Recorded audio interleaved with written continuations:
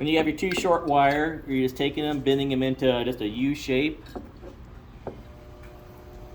Thank you. They go onto the inside of the pot, and we just flip it over like so. And we're going to spread those out. So it's like this on the one side and spread out back and forth on the other. And we're going to do that on both sides.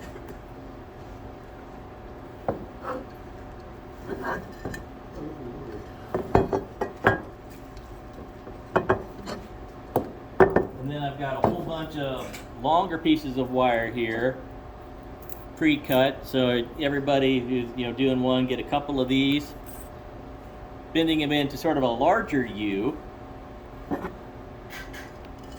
flipping it over, and then usually I just pull them off to the side.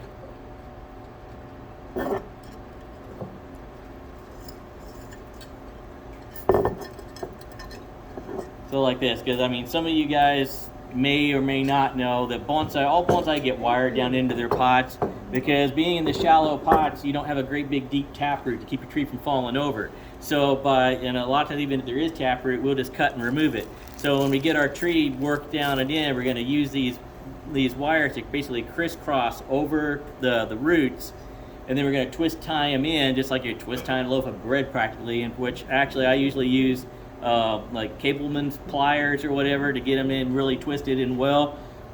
I would also highly recommend when you are wiring them in, and when I've crisscrossed over it and I'm twisting it in, pull up while you're twisting, because you don't want your wire to be loose here on the bottom. By pulling up, it's going to tighten it against the bottom of the pot, so it doesn't work your way out, because you don't want your tree to be all wobbly. Because if your tree's all wobbly, then that breaks the fine roots that are feeding the tree. So by wiring them in really good, that allows the fine roots to actually feed the tree to spread out, so that tree's anchored down really good, and then you get your really fine feeder roots that are taking care of your tree for you. Because you don't, otherwise, if your tree's all wobbly, then it breaks the fine roots that feed the tree, and then if you don't have the roots to support it, then you're going to start losing branches and parts of the top of your tree.